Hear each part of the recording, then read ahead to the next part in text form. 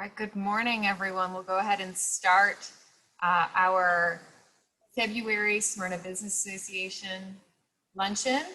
I am very pleased to have everyone on this morning and to have Reverend Bruce Griffith, who's going to lead us this morning in our invocation and pledge. Welcome, Bruce. Thank you so much. Glad to be with you all, and nice to see you. Yeah, even if it's virtually and not in person, and something we're unfortunately all having to get used to. So I would invite you, if you will, to join with me in prayer at this time. God of all creation, we give you thanks for the way you work in our lives, for how you bless our businesses and our community as we seek to serve one another, to make a living, and to create an environment where all people can live, can enjoy, and can appreciate the city of Smyrna, as well as the greater Smyrna area here in Cobb County. We ask you, O Lord, to continue to bless and to direct the leadership, to direct and bless businesses in the midst of this challenging time, to see their way through, to bring encouragement, to bring hope, and to continue to bring vision for our community through the mayor, through the council, through the business people, and through the community members, that this community may continue to be a bright, a rising, and a shining star to all those who live here and to others who visit us. And so again, for how you have blessed this neighborhood, we give you thanks. And we pray that we, as people who seek to serve others and to care for others, will be faithful to that end and serve to the best of our abilities. And I pray this as a minister of the gospel of Jesus Christ in his name. Amen. Please join with me in our Pledge of Allegiance today. So, I pledge allegiance to the flag of the United States of America and to the republic for which it stands, one nation, under God, indivisible, with liberty and justice for all. Thank you all. Thank you very much for joining us this morning. As we get started this morning, I'd like to say a special thanks to the Smyrna Business Association Board of Directors. You can see their names on the screen. They continue to work very hard to pivot and bring virtual programming to the community that we hope enhances the business and the community here. I also want to thank the elected officials and city employees who have joined us today. Thank you very much for your continued service to our community and for all that you're doing during this very difficult and unusual time. I'd also like to say thanks to our sponsors. The Smyrna Business Association sponsors help to drive all the programs that we do, including most specifically our scholarship program, which we are incredibly proud to be able to support students graduating from the Smyrna community. And I'd particularly like to recognize Kathy Lipsett with the Bright Side, who is our lunch sponsor today. And Kathy, I'll turn it over to you to make a few remarks. Great, it's terrific to be here. And thanks for this picture on the screen and the phone number, because I had an old school way to do this. And that's much better, much cleverer. So write down that phone number, write down the email address, because I'm hoping that you will be getting in touch with me and that I can hear from you. So right now, I want you to use your imagination. Let's imagine that the meeting is as I had hoped it would be when I first signed up to be a sponsor in February. That you're all sitting at a table in the community center, having had a delicious lunch prepared by Cookie, and just good fellowship. We've had good fellowship, but in-person fellowship. So on your table, you will find a copy of The Bright Side. And I would have put them out on the table And you'd sit there and hopefully not reading it during the meeting, but picking it up and taking it home with you and reading it. And if you get it in the mail, sharing it with a neighbor or a friend and taking an extra copy. So I'm just going to take a little bit of time. I know we've got a really good program today, and I don't want to use too much time, but Alan and I started the Bright Side 17 years ago. We had owned weeklies in the past, and this was a whole different departure, a monthly.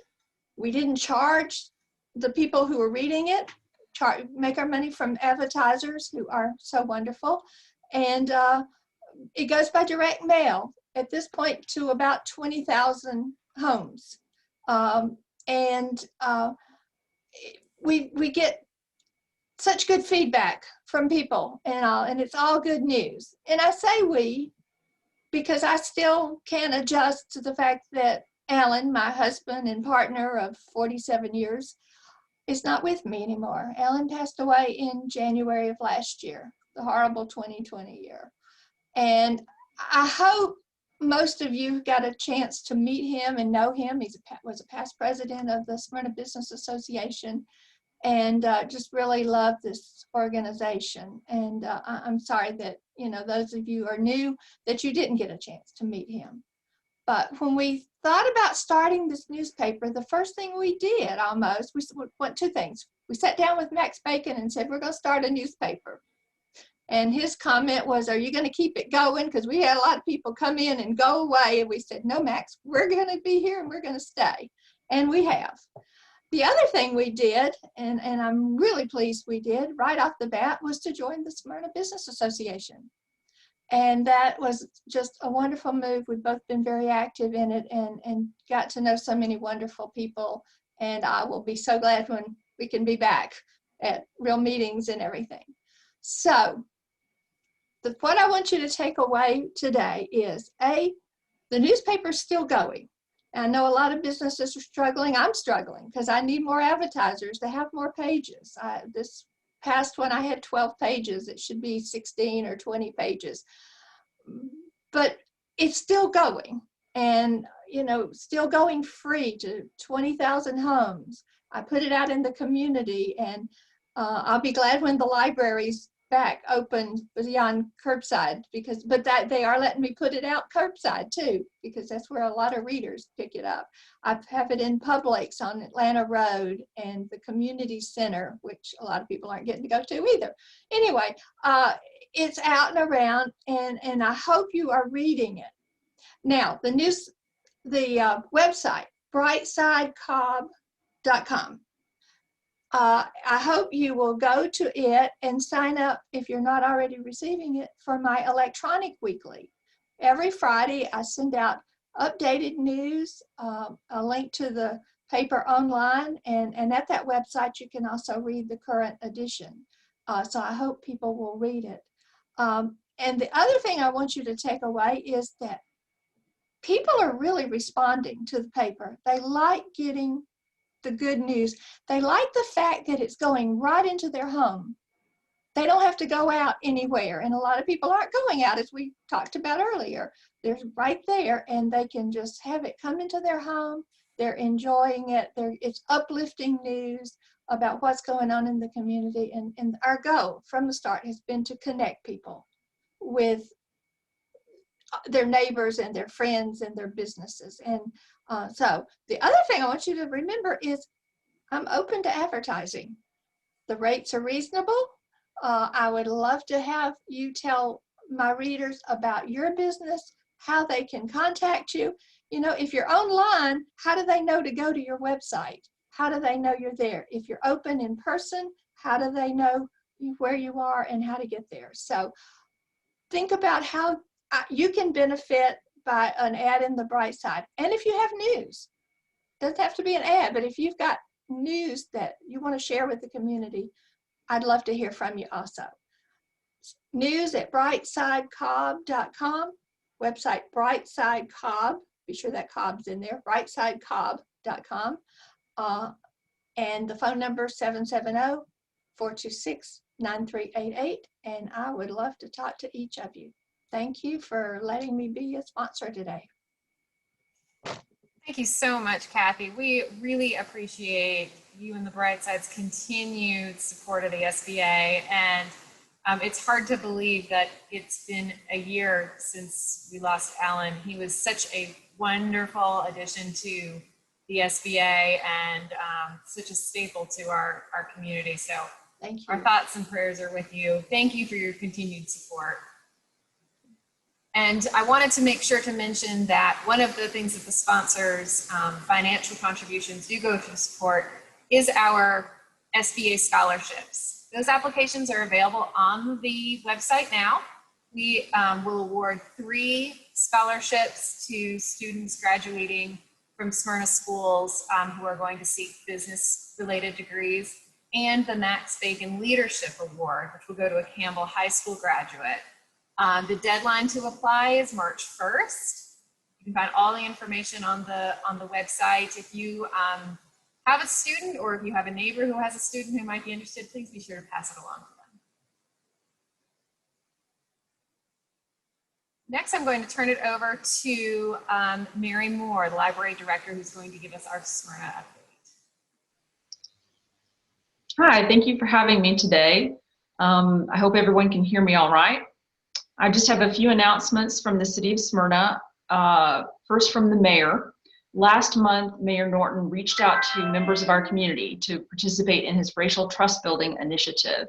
This program, modeled after the successful effort in Troup County, will include elected officials and citizens working together to build trust in our community through dialogue and collaboration. The program participants will get together for their first discussion in March to learn more about the program, and the initial training classes will be in the late spring or early summer. In economic development news, Andrea Hallworthy has returned to the city of Smyrna as our new economic development director. Ms. Worthy worked for the city as the redevelopment director from 2007 to 2012. Then she worked as the economic development director for Sandy Springs for almost 9 years, before returning to Smyrna last month. Ms. Worthy has a Bachelor's of Urban Studies from Georgia State University and a Master of City Planning degree from Georgia Tech. In Black History Month news, of course, everyone knows February is Black History Month, and the city has a number of virtual events and activities going on throughout the month. We did not let COVID get us down. The city has a special page on the website detailing all of these activities, and the easiest way to find the page, is if you just go to the homepage of smyrnaga.gov, and then there's the Black History Month logo.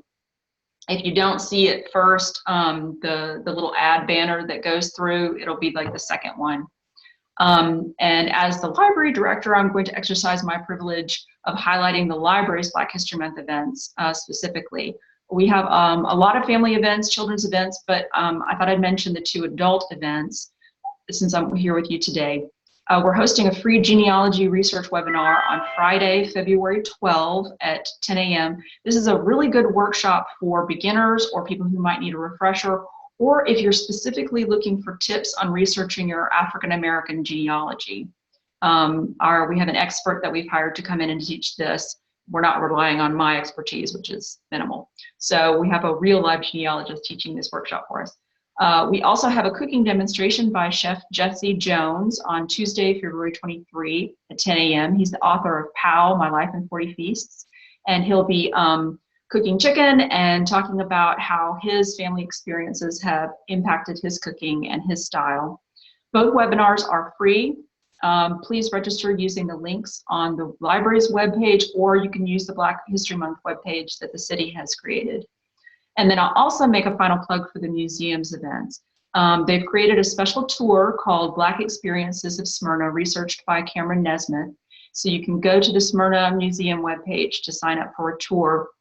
It's if you haven't done it, it's really great because it's socially distanced, everybody's wearing a mask, and you get a private tour of the museum. It's really fantastic. And this specific one for the month highlights a lot of the Black experiences in Smyrna. So they've done a fantastic job with it. And museum manager Jenny Aldridge has created just a beautiful website about the restoration project going on at Mount Zion Cemetery. So there's a link to it from that same page I've been talking about. So take the time this month to or at any point to read that, because they have done a fantastic job with pictures and explanation and history. It's just really fantastic. So thank you for letting me join you today. Thank you so much for those updates. And I also want to thank Councilman Lewis Wheaton and his entire committee for the Black History Month planning, Black History Month events, for letting us as the SBA be part of it and having this phenomenal panel today. And I'd like to turn it over to Councilman Wheaton to say a couple additional remarks about that. Hello, everyone. Good to be able to be with you today in this virtual space. I think the question was asked earlier, when the last time you've been in person with other people, and I can only speak to some pretty sweet council meetings that we've had where I've got to sit beside Tim Gould, who I think is on here as well.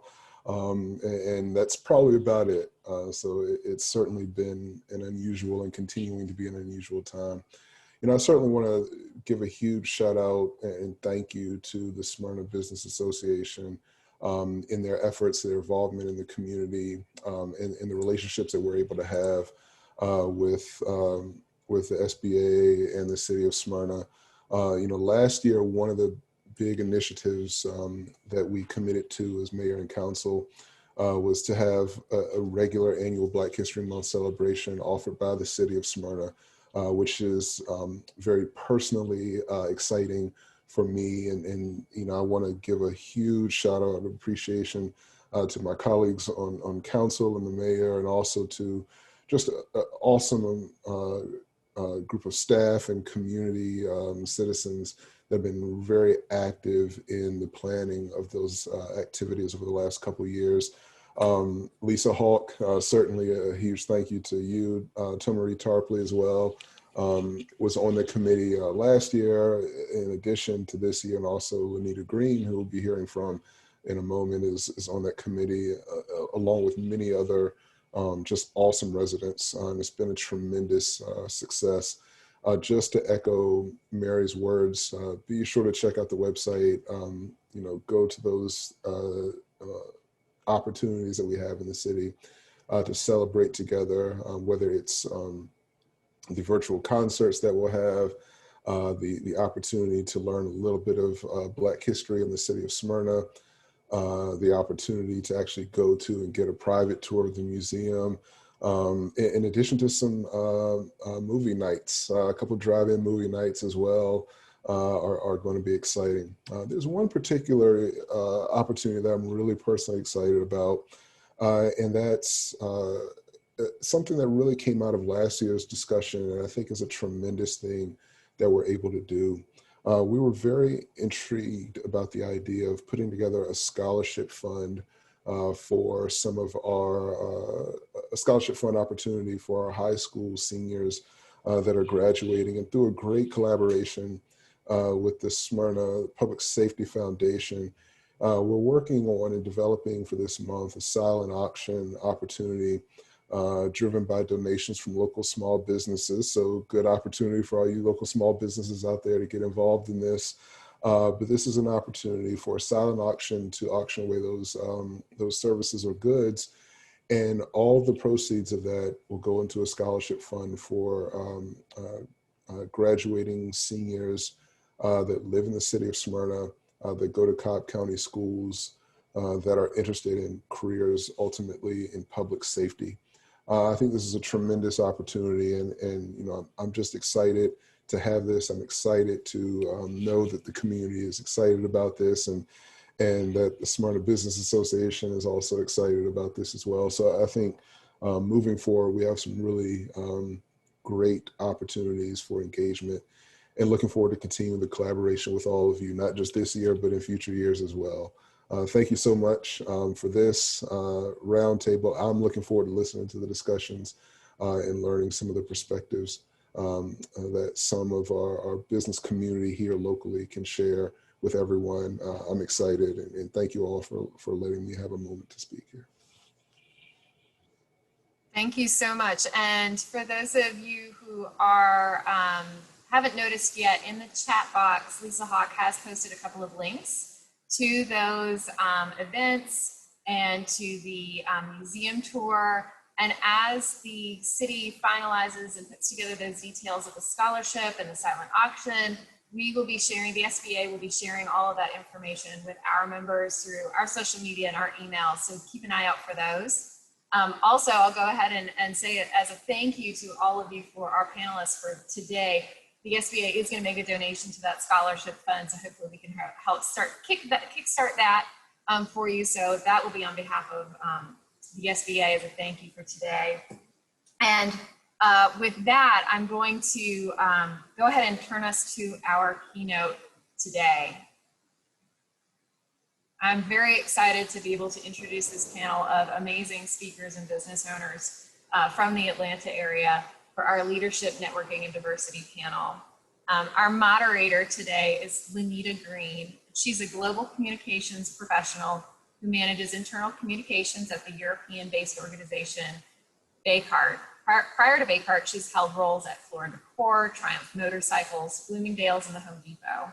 Lanita has a bachelor's degree in film and video from Georgia State University and a master's of science degree in public relations and corporate communication from New York University. She and her husband are proud longtime residents of Smyrna. And our three panelists today. First, Anika Wharton is Senior Director at HD Rental at the Home Depot and has responsibility for vehicles, operations, technology, call centers, and associate resources. She's been with the Home Depot for over 18 years and has held 13 cross-functional and P&L roles. Prior to this, Anika worked at Accenture and Arthur Andersen in New York City. Anika has a Bachelor in Arts degree in economics from Spelman and a master's degree in business administration from the Wharton School at the University of Pennsylvania, and is also a certified public accountant. Anika and her family have lived in Smyrna for the last 15 years. We also have Ryan Campbell with us today. Ryan's co-owner of Chris's Caribbean Bistro, a locally owned Caribbean restaurant, as well as the founder of Uplift Financial, an organization committed to helping structure finances for young people. He's a graduate of the University of Alabama with a bachelor's degree in financial planning and a master's degree in marketing. He serves as chairman of the Smyrna Housing Authority and has been a resident of Smyrna since 2001. And Jeannine Brown. Jeannine is the managing director and owner of a talent and diversity consulting firm, Everyday Lead. She's the author of Ignite, Your Best Year Ever, Achieve More and Exceed Your Potential, and has appeared on Showtime's The Circus, is named a female success factor in Rolling Out magazine for her work in diversity and inclusion, and has been featured in the featured cover story for Voyage Atlanta and Business Men and Women of Color magazine. She's a contributing thought leader and content designer for LeaderCast and the Business Leaders Institute. Jeannine serves on the Alabama State University's Foundation Board of Directors and the City of South Fulton's Planning Commission. She has a bachelor's in science in accounting from Alabama State University and a master's in business administration from Georgia State. She has completed her training as a professional coach at the Institute of Professional Excellence in Coaching, and Jeannine is local to Atlanta. Thank you all so much for joining us. I'm going to turn the program over to Lanita Green, our moderator. Hello, everyone. It is truly a pleasure and an honor to be the moderator today. I hope that everyone is safe and, protected from COVID. We are definitely in an unprecedented time. So I want to begin with our first question. Our first question is the theme for this year's Black History Month, as established by the Association of the Study of African American Life and History, is the Black family, representation, identity, and diversity. How has your family and your family's history influenced your career and your career choices and leadership roles? We're going to start with Anika, and then we'll go on to Ryan, and lastly with Jeannine, if that's okay. Thanks, Lanita. I want to first thank all of you all for inviting me. It's truly an honor to be here with everyone today, and excited about the conversation that we're going to have. Family is pivotal and has always and will always be central for me. When you ask that question, kind of how has my family concretely influenced my career decisions, it takes me back to my great-grandfather, John Wesley Dobbs, who always taught us, he believed in what he called the 3 Bs: the book, the ballot, and the buck. And from a career decision for me, the book was around education. And that was both traditional and non-traditional. He believed in developing expertise at a trade or professional level to the highest degree that you could. And said, you've got to be able to do something, and you have to be able to do it better than others. So that is your competitive swag, your competitive advantage. And so that's kind of the book. And, you know, his father was a slave. And so he developed his expertise by reading and learning, and it was self-taught, given that he did not have a formal education. And then the other part is the buck. And so that's really around economic empowerment. And for me, the importance of economic literacy then leads to economic empowerment, both professionally and personally. And so that had a high degree of influence on me to choose kind of educations and career paths that were focused on finance, that I had the foundational knowledge of how to interpret, analyze, and understand numbers, and then use that to advance my professional career, but then also make personal decisions that would help to start to cultivate intergenerational wealth, which I think ultimately is the full goal of the SBA administration.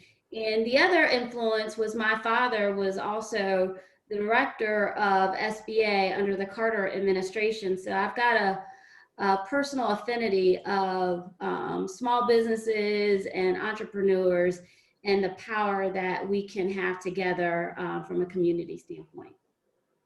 So Thank you so much, Anika. What an awesome story. Ryan. Hey everyone, it's great to be here. Thank you all for having me. Just fabulous to be on an outstanding panel, and it's just great to see everyone. I think for me, it starts with my great grandmother, my mom's mom, who was an entrepreneur in Jamaica, and she was one of the first women entrepreneurs in Jamaica, and she couldn't read or write, but she actually built the largest business in Jamaica at this time, and she was extremely wealthy. And of course, I never got to formally meet her, but I see her story in my mother, and also on my father's side, my dad is a very blue collar guy. Came up working on ships and in hotels, and I think he got his work ethic from my grandmother who raised 6 boys by herself, right? And so for me, there's this kind of understanding of being able to parse out challenge and overcome hurdles, while also understanding that I think, I feel like I have almost a moral responsibility to build on the legacy and sacrifices of the people who came before me. And I really try and carry that with me every day. And it's kind of why I took more towards entrepreneurship at a young age, just because I wanted to see what different paths were out there. And for me, owning a small business allows me to be in the community a lot more connected, a lot more aware of what the pressure points are. And because of that, being able to be a resource for people, being able to craft solutions around the problems that we face. And it's really helped me to develop my own mindset in terms of how do I solve people's problems while also helping to improve the lives of the people around me. And so I think that's kind of really what drives me right now. Great. Thanks so much, Ryan. What a great story. Jeannine, you seem to be my twin today with your green on. Oh, it's my favorite color. So when I saw you, I was like, yes, she's wearing the great color. Good afternoon, everyone. It is an honor to be on this panel. I want to thank Lisa. And it's a great way to reconnect with Lisa from our days at Georgia State.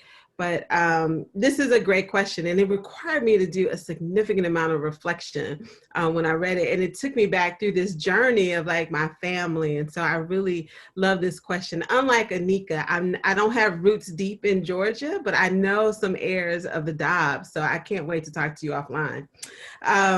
But I'm from Wisconsin originally, and my grandparents were part of the Great Migration from the South, from Arkansas and Mississippi to the Midwest. And so them and and their siblings. And so that's how I ended up in Milwaukee. So my mother was one of the first born in the Midwest from both sides of my family, my mother and my father's side of the family.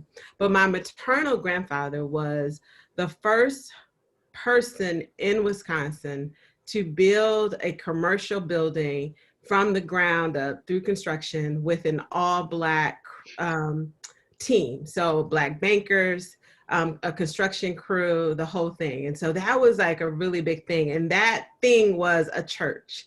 So I was inspired by my family to move far, far away from being in ministry and in law. So I'm an accountant by trade. But what I remember most growing up is my grandparents often talking about the talented 10th. And which was born out of a book in the early 20th century. I think in 1903, W.E.B. Du Bois published a book about the talented 10th. And so I grew up always like the talented 10th. You've been called to a higher purpose. You have, you need to represent the family and the community. So I grew up with three big principles: education, community, and gratitude. And I think community has really driven my life and my career. I've done a significant amount of service since I was a child, including here in Atlanta. Education has just been, I think, the mechanism to ensure my success and open up doors for me that may not have been open without such education. And then just living a life full of gratitude. I think that comes from growing up as a preacher's kid. You are continuously grateful because you are constantly in service of others. And so even as a business owner today, a lot of what I do is about serving others, serving my clients, being grateful to have the opportunity to work with large Fortune 1000 companies and their employees, and then folks who hire me independently to coach them. And then also being in this space of doing what I call really great work around diversity and inclusion, primarily focused on helping women and people of color kind of navigate their careers here in the US and even globally. So I would say that's how my family has influenced me. And I remember speaking at a student conference and I was talking about the cream of the crop and the talented 10th, and the students were like, what is that? They had never heard that. And I tell my nieces and all the kids in my family how important it is to recognize our privilege of being educated and coming from a family that's rich in history and in service. Wow, these are really, really inspirational stories. And I'm sure for you all doing the research or just knowing the research, it really helped to kind of connect the dots for you and instilled some sense of pride. I'm busting from the scenes just hearing it. It's really great. Our next question is, Booker T. Washington once said, success is to be measured not so much by the position that one has reached in life as by the obstacles which he has overcome while trying to succeed. What obstacles have you had to overcome in your journey? Let's start with Jeannine. I would say, and I'm gonna be reflective, I think really looking in the mirror, I think my biggest obstacle that I often ran into was probably myself. Right, just my own mindset around certain things. I was really fortunate in my career to have some amazing mentors growing up. So when I graduated from college and started working, although I was typically always the youngest person, the only woman, and the only Black woman in the room, so I was like a trifecta of being all alone sometimes. I did have some amazing mentors who kind of helped shape me as a professional, give me quick and honest feedback, support my career.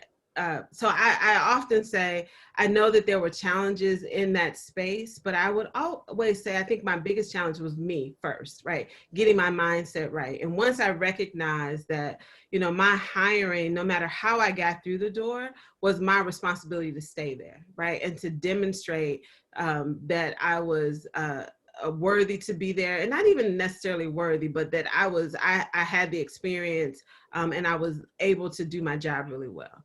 But I will say, when I moved out of working in corporate leadership, and I moved up really quickly in every organization that I worked in. But when I moved out in entrepreneurship, I really had to overcome not having the big company names, like not having Deloitte and the whole infrastructure of Deloitte under me, right? I had my certifications, I had my experience, I had stories, and realizing, hey, that I was enough to do this work. And so I would always say my biggest obstacle every single morning is my ability to show up, and my commitment and my mindset around doing the work. And I know that sounds very aspirational, but for me, that is true. And I am grateful for the mentors, the men, and they were primarily men because of the type of work that I did, who supported and navigated my career and are still active parts of my life, and me checking in with them, and have also helped open up doors for me to kind of grow our firm, so that we are doing great work for not only smaller companies, but the large Fortune 1000 companies in the US. Yeah, Jeannine, I'm sure many of us can relate to us just being our own worst critics, you know, and kind of putting that pressure on ourselves to succeed. So thank you for that story. Ryan, do you want to go next? Yeah, absolutely. I mean, to kind of, I guess, partner with what Jeannine had said, is that I think for me, it was managing my psychology, right? And figuring out what's almost like the appropriate level of risk and ambition, you know, that a person should have, right? So I think a lot of the things that I know I ran into, but other people ran into, is kind of like, you know, there is risk to chasing your dreams, right? And to doing, to setting out to achieve big things, and to try and help people in the process. And I think in order to do it, you have to be comfortable with failing, right? And I think a lot of the times we don't want to fail because we see it as something that's wrong with us. But I actually don't think that's the case. I think, you know, the only way that you ultimately succeed is through failing and learning. And so it took years for me to kind of learn that, because I never felt like when I was in high school or college, or even, you know, when I was working at Target, like that I was the smartest all the time, or that I had all the answers, or that I was the most experienced. But I tried to always be the most willing to learn, the most willing to ask for help, to partner with people, and to try and solve problems. And I think it's personally opened up my mindset and helped me manage my psychology as I try and grow in these different areas. Yeah, that's good, Ryan. For me, I know that I have been toying around with the idea of just eliminating the word failure out of my vocabulary, period, because I look at every opportunity as an opportunity to learn and grow and develop as a human being. So yeah. I really can understand where you're coming from on that. Anika. Kind of building on Jeannine and Ryan. So mine is twofold: relationships and my full self. And the first part, on the relationship side, right, I was raised around performance. Get your education, be the best you can be, keep your head down and perform, and let your work speak for itself. Well, that gets you to a certain point. That's just table stakes in corporate America. That's your ticket to the game. But what gets you further, and what differentiates, are authentic and cultivated relationships. And I probably, unlike Jeannine, did not invest in the relationship side of my opportunities, and early on relied on my performance to speak for itself. And so that got me a lot of places real fast, but then there was a plateauing. And part of the plateauing, what I didn't also realize, particularly coming from a very Southern rooted Black family, I was raised that work is work and your personal life does not cross over.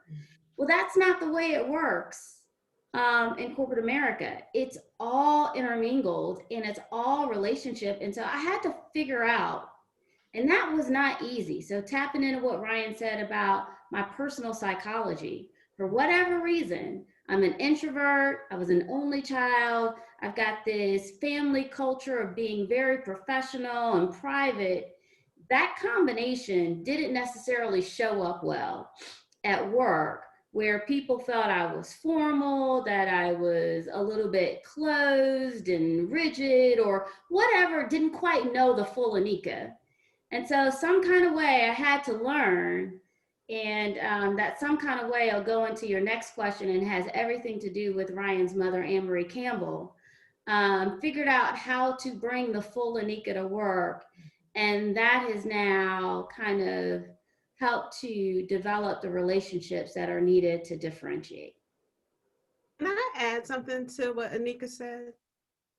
I think one of the things that we find in Black communities, especially when you're focused on being a high performer, is exactly what you said, right? You keep your private life private. Because when I first moved to Atlanta, I was initially that way. I worked with people who were primarily older than me when I was in Alabama, and we didn't socialize outside of work. There were no happy hours. And when I first started working at Deloitte, I got a whole talking to, like, you need to go to happy hour with everybody. And I was like, well, I got my own friends, right?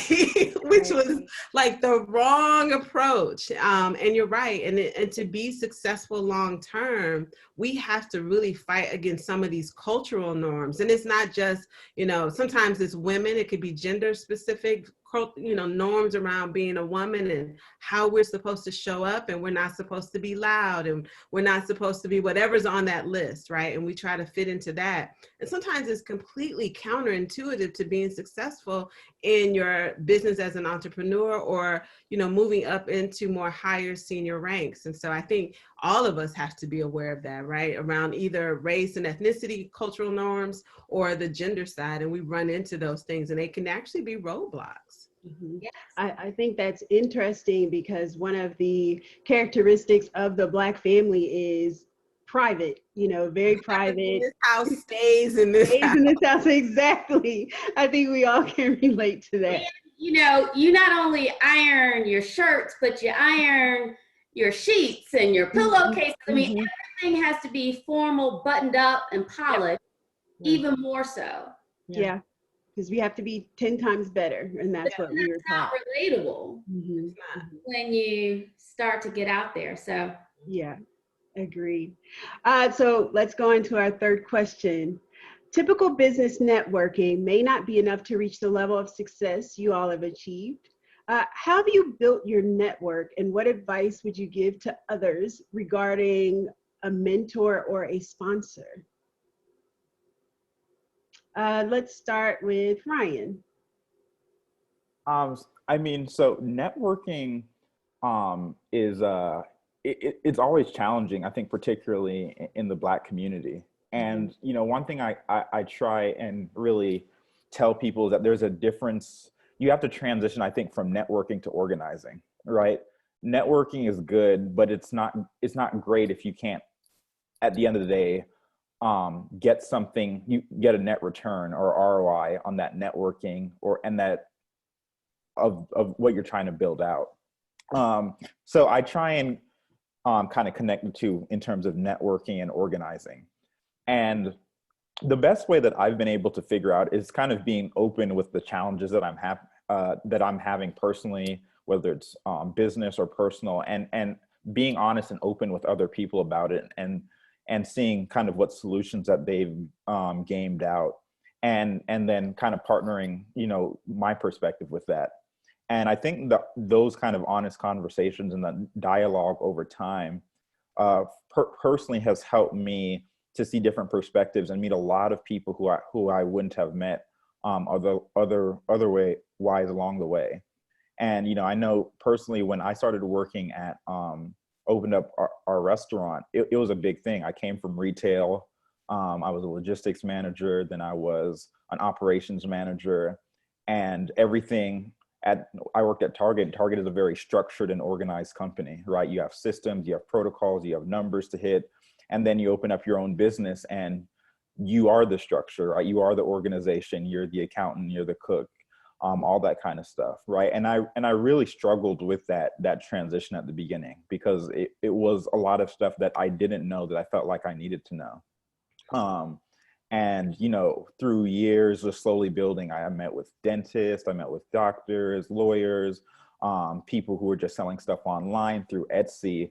And it really helped me to build my knowledge base, but it also helped us as a community to build our knowledge base together.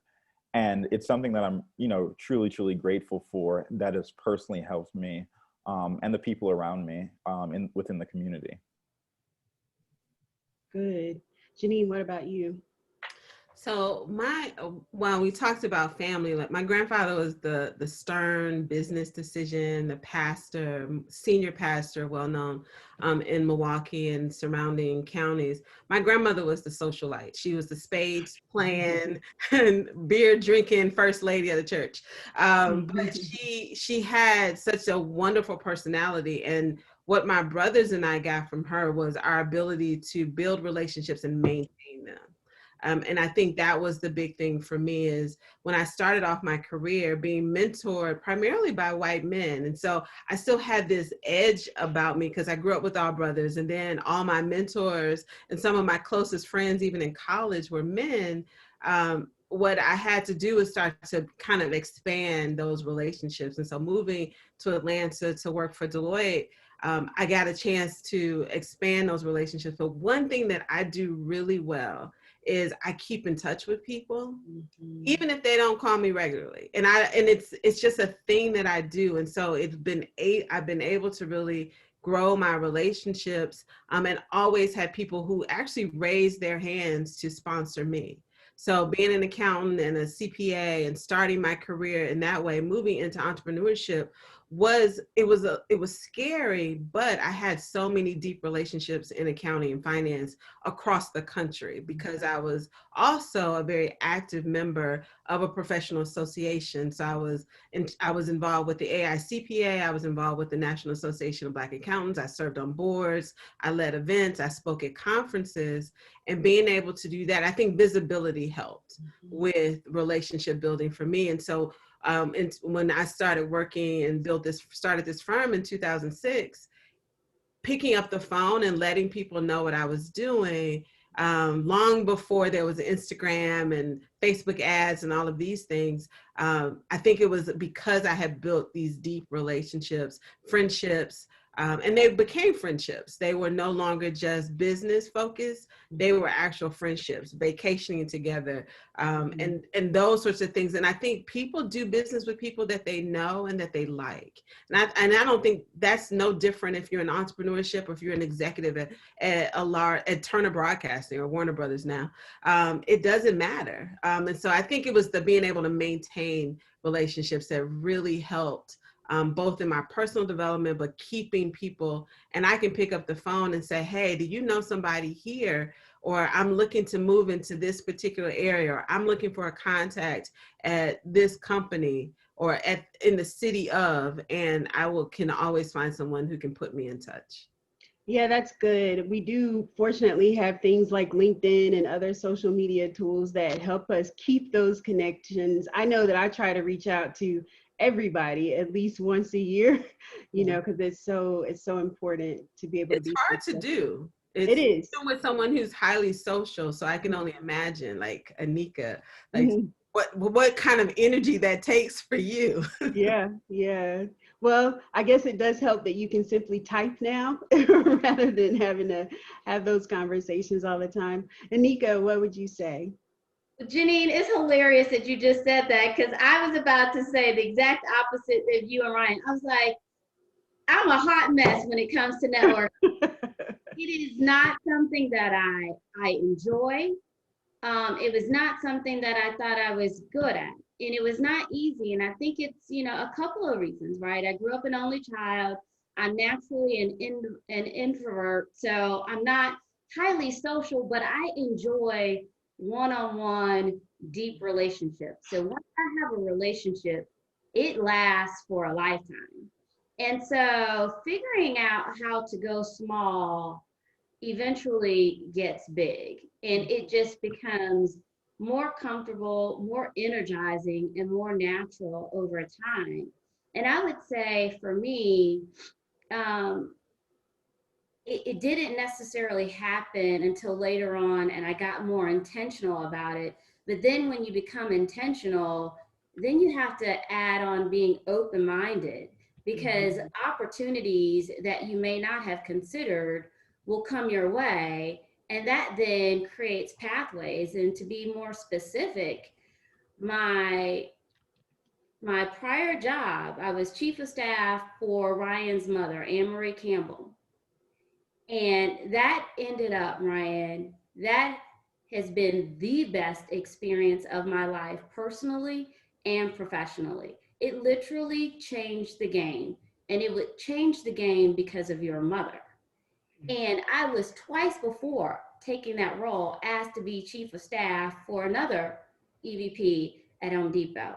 And twice, HR said, no, it's a great opportunity, but we don't think that's what you need in your tool belt. And then fast forward a couple years later, oh, you're going to be Anne's chief of staff. I'm like, I'm going to go do what? Like, wait a minute, I'm confused here. And the responses I kept getting was, she is a 1 in a million leader. And these were white men telling me this, not other Black white men telling me this. And I said, okay, well, I'm a little confused here, but okay, I'll give it a try.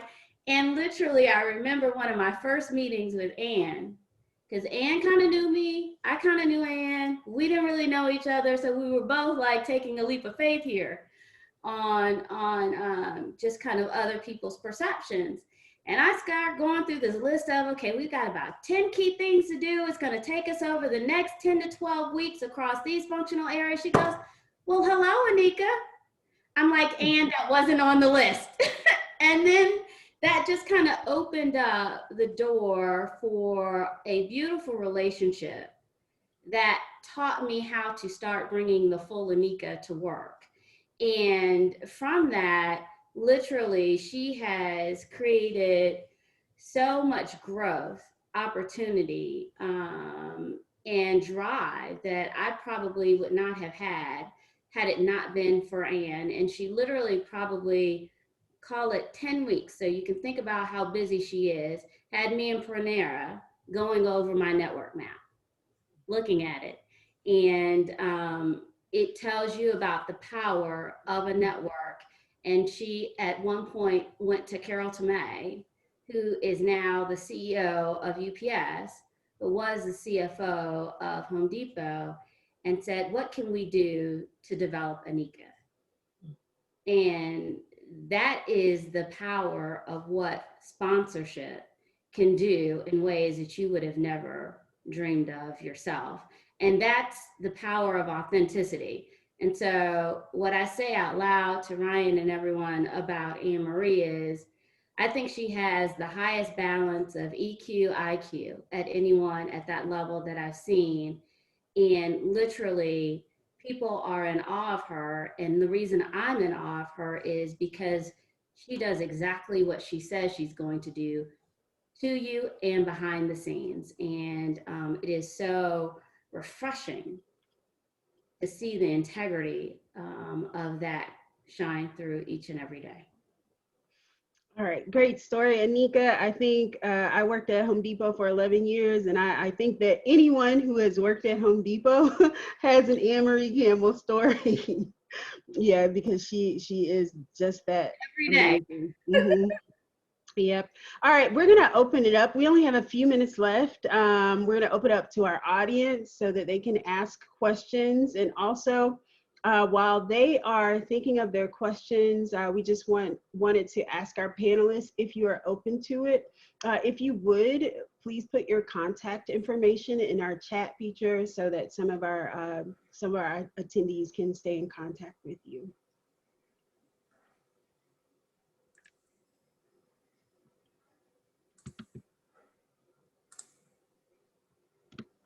If anyone has some questions, put them in the Q&A or in the chat box, and we can ask our panelists one or two more things before we wrap up. While they're getting their questions together, do any of you have any closing remarks?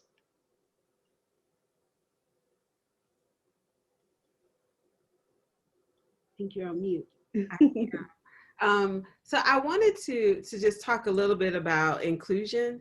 I know that was one of our questions, and so I'd like to just kind of touch on that. And I think, you know, we hear more about it, right? I think more companies and more organizations are talking about it. I first got involved in D&I like in the early 2000s.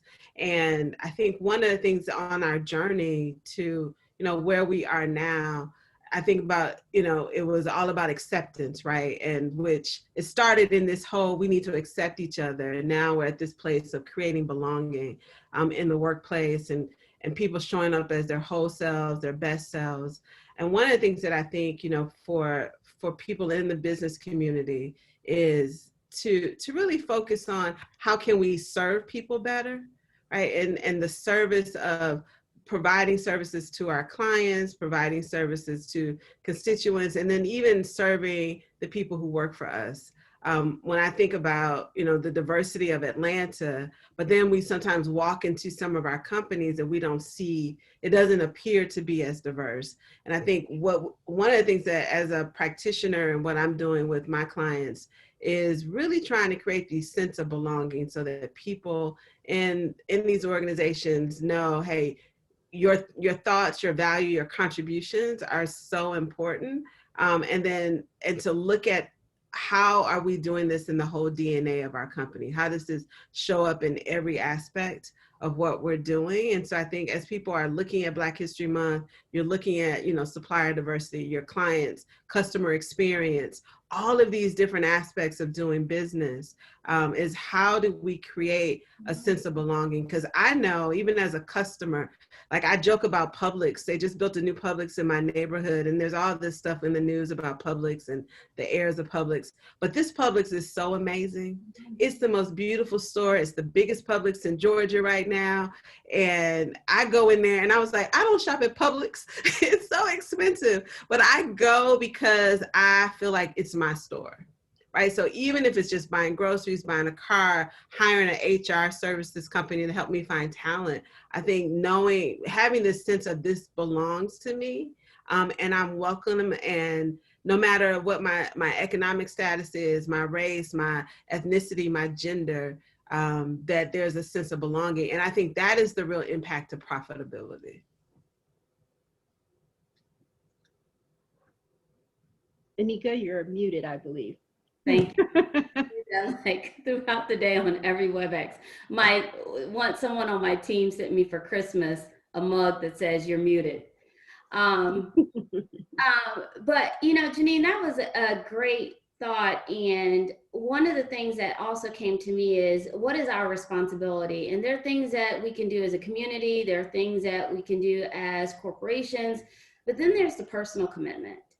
And so for me, you know, I ask myself, what do I want to do from a diversity and an inclusion standpoint? And so part of what I believe my passion and my purpose is to help accelerate the pipeline readiness of underserved and underestimated talent. And I have specifically identified talent and people that I want to mentor in a very specific way around tangible growth and development so that I can continue to pay it forward and potentially accelerate their trajectory. All right. Well, it is 1:02. We want to wrap up. I'm going to turn it back over to our Smyrna Business Association, and I'll let you close it out. Thank you all for just participating. This is just such a breath of fresh air and a wealth of information. I'm sure everyone appreciated the conversation. Thank you, Lanita. Yes, thank you so much. On behalf of the Smyrna Business Association, we're so grateful to have you all here. We've recorded the presentation, so we'll share it with our members who weren't able to join us today. And as I mentioned earlier, as a thank you, the SBA is going to make a donation to the scholarship fund that's being set up to hopefully kickstart the efforts in raising money for those scholarships. I also want to give a thank you to everyone who attended today. And as a thank you, we have a door prize to give away with some Smyrna trivia. Before I do that, I have just one other announcement. Upcoming events. You can register for our events on our website at smyrnabusiness.org. We have a coffee and networking coming up on February 17th. That's Wednesday morning from 8 to 9. And our next luncheon will be March 4th. We'll have Cobb Commission Chairwoman Lisa Cupid as our keynote speaker. I don't believe we have the registration up for that meeting yet. It'll be coming in the next week or so. And please, join us. And if you're not already a member of the Smyrna Business Association, membership this year is $85, and you can join on our website. Let me turn it over to Lisa Hawk, who is going to give us our trivia question, and we will pick a winner from the attendees. When she reads it, if you'll type in the chat box, we'll keep an eye out for the first winner. Thank you, Sarah, and thank you so much to Lanita, our moderator, and our three panelists, Anika, Ryan, and Jeannine. I thoroughly enjoyed that. So get ready to answer your the trivia question in the chat. The question is, this SBA sponsoring business has a location near the intersection of Atlanta Road and Concord Road and offers banking solutions to individuals and businesses. So if you know the name of that sponsoring business, go ahead and put it in the chat.